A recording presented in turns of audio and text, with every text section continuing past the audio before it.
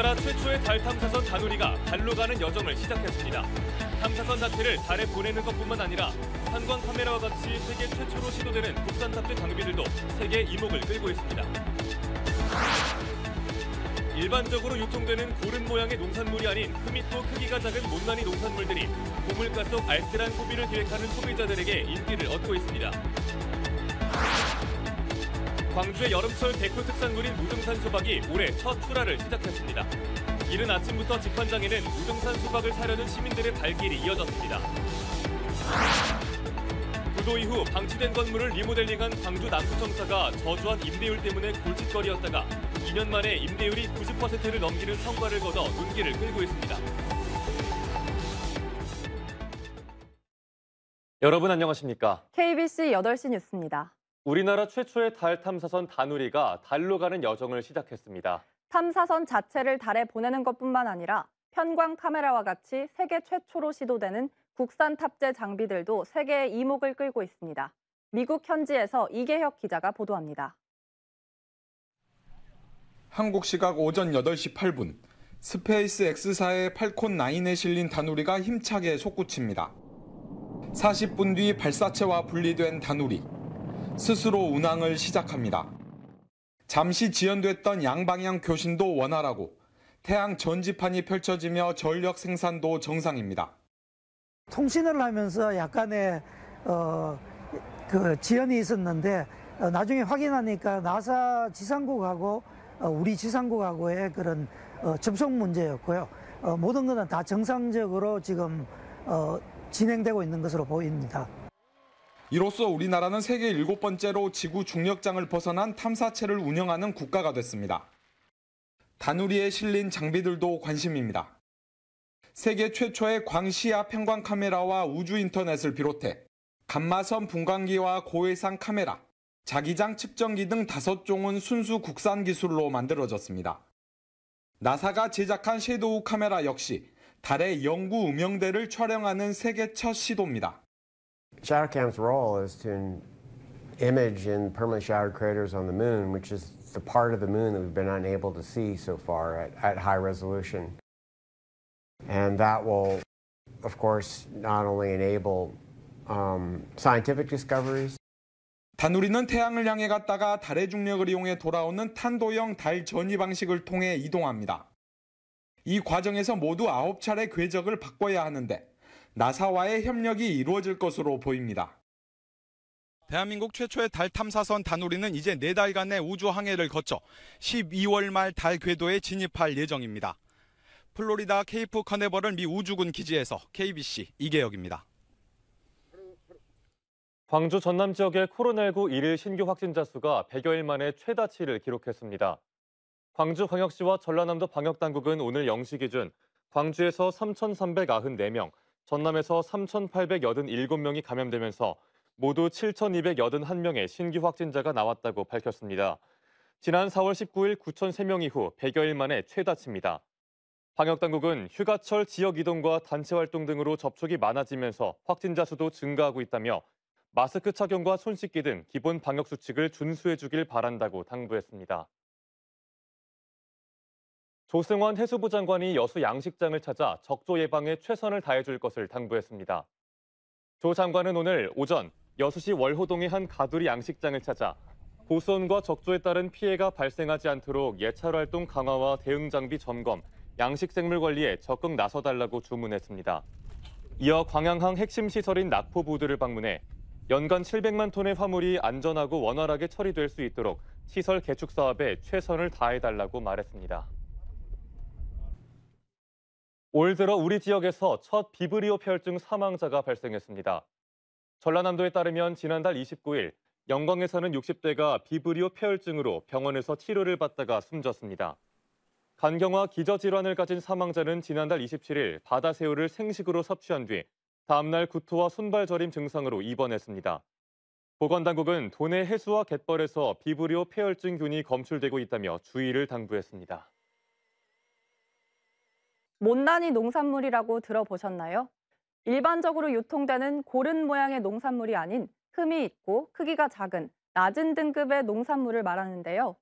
최근 고물가 속 알뜰한 소비를 계획하는 소비자들에게 인기를 얻고 있습니다. 신민지 기자입니다. 광주의 한 대형마트 농산물 판매 코너입니다. 상생이라는 이름을 붙인 제철 과일 자두와 사과가 팔리고 있습니다. 바로 옆 매대의 과일보다 알은 작지만 당도가 11브릭스로 동일하고 가격은 최대 30% 저렴합니다. 흔히 마트에서 유통되는 농산물보다 크기가 작고 흠이 있는 일명 못난이 과일인데 뜻밖에도 소비자들에게 인기를 얻고 있습니다. 너무 비싸서 과일을 이렇게 먹기가 선뜻 쉽지 않은데 한번 구입 의사가 있고 한번 맛을 보고요. 맛있으면 더 구매를 하도록 하겠습니다. 실제로 지난 1월부터 지난달까지 롯데마트 광주 3개 점포에서 팔린 못난이 과일들의 매출은 지난해와 비교해 140%나 급증했습니다. 밥상 물가 상승으로 저렴한 상품을 선호하는 소비자 트렌드와 산지 작황을 고려한 상품 기획이 맞아떨어진 결과입니다. 올해는 날씨 때문에 작은 과육의 비중들이 25%에서 30% 정도 늘어나 마트 측과 소비자 측면에서 좋은 기회인 것 같습니다. 지역 내 농가에서 당일 생산한 신선 농산물을 직접 출하하는 로컬푸드 매장에서도 못난이 농산물을 곧잘 찾아볼 수 있습니다. 모양이 좀 울퉁불퉁해도 가격은 절반 가까이 저렴하고 맛과 영양에는 별 차이가 없어 꾸준히 찾는 소비자들이 있습니다. 상품화 시켜서 내지 못하는 것들을 그래도 좀 저렴한 가격이라도 낼 수 있으니까 농가한테도 도움이 되고 소비자의 입장에서는 또 저렴한 가격에 구입할 수 있으니까 대개 10%에서 20% 정도 차지하고 있는 것 같습니다. 그동안 소비자들에게 외면을 받았던 못난이 농산물들이 고물가 시대 속에 새롭게 주목받고 있습니다. KBC 신민지입니다. 광주의 여름철 대표 특산물인 무등산 수박이 올해 처음으로 출하됐습니다. 이른 아침부터 직판장을 찾는 시민들의 발길이 이어졌습니다. 김서영 기자의 보도입니다. 이른 아침 열린 무등산 수박 직판장. 오늘은 올해 처음으로 무등산 수박을 출하하는 날입니다. 농민들은 수박에 무게를 재고 라벨을 붙이느라 분주합니다. 한 해 동안 고생해서 이렇게 결과물로 나오니까 한편은 뿌듯하고 하지만 또 날씨 고온으로 인해서 작황도 안 좋으니까 한편은 또 씁쓸하고 그렇습니다. 마음감이 교차하네요. 성인병과 당뇨를 예방하고 해독 작용도 뛰어난 것으로 알려져 과일이 아닌 약이라고 불리기도 했습니다. 크기는 일반 수박보다 2배에서 3배 크고 은은한 향과 독특한 식감으로 인기가 높습니다. 오늘 출하되는 무등산 수박 중 가장 크기가 큰 수박입니다. 이 수박의 무게는 무려 25kg에 달합니다. 무등산 수박이 유명세를 타면서 직판장을 찾는 시민들의 발길이 이어졌습니다. 엄마랑 같이 수박 사러 왔어요. 유명하다고 해서 한번 먹어보고 싶었어요.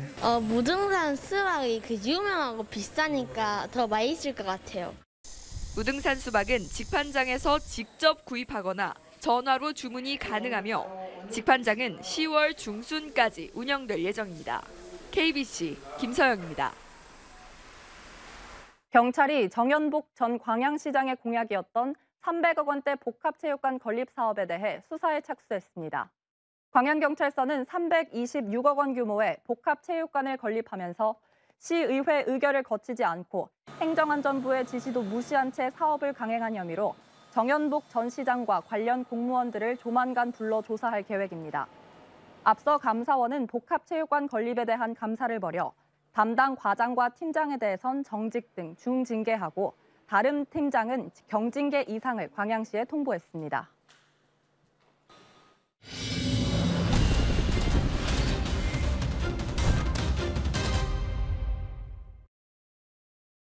광주 남구청사는 부도 이후 방치된 건물을 매입해 리모델링한 건데요.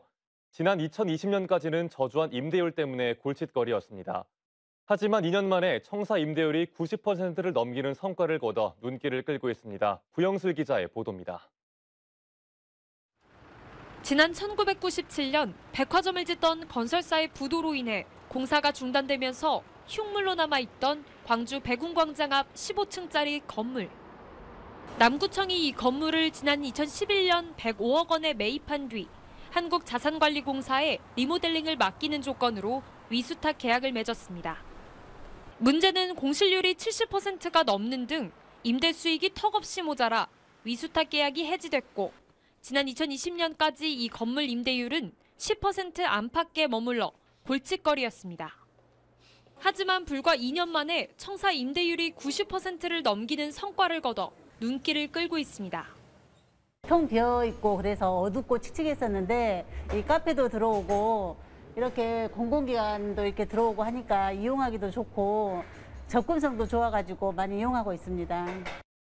남구청은 임대를 통해 청사를 공공행정 복합타운으로 만들겠다는 청사진도 내놨습니다.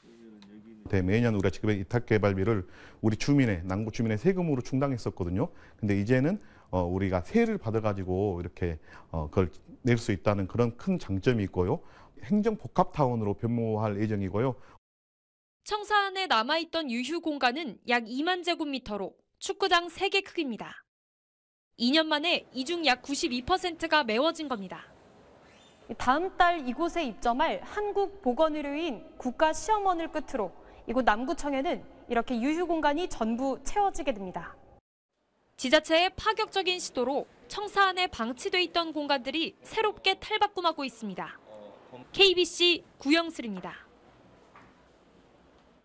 전남대학교 병원이 군부 쿠데타로 어려움을 겪고 있는 미얀마 난민들에게 식수 정화제를 지원했습니다. 전남대병원은 오늘 천주교 광주대교구 정의평화위원회와 만남을 갖고 미얀마 난민 캠프로 보낼 식수 정화제 3만 개를 전달했습니다. 정의평화위원회는 오는 11일부터 18일까지 기획조사 인원, 취재기자 등과 함께 미얀마의 난민 캠프를 방문해 정화제를 전달할 예정입니다. 경찰이 수도요금 특혜 의혹을 받고 있는 여수 출신 전라남도 의원 A씨를 소환 조사합니다. 전남경찰청 반부패 수사이대는 영업용 수도요금 부과 대상인 사업장에 요금이 절반가량 낮은 호남용을 적용받은 A 도의원을 조만간 소환해 사실관계를 확인할 계획입니다. A 도의원은 지난 7년 동안 본인이 소유한 여수의 한 사업장 수도요금을 750만 원 정도 적게 부과받은 혐의를 받고 있습니다. 광주광역시 공기업 중 경영실적평가에서 최고 등급인 가등급을 받은 곳이 단 한 곳도 없는 것으로 나타났습니다. 행정안전부가 최근 발표한 2021년 전국 257개 지방 공기업 경영실적평가를 보면 광주에서는 광주도시철도공사와 김대중 컨벤션센터가 두 번째 등급인 나등급을 받았습니다. 광주도시공사와 광주환경공단, 광주광산구시설관리공단은 다등급을 기록했는데 지난 2020년 경영실적 평가 결과와 비교해 아쉽다는 평가가 나오고 있습니다.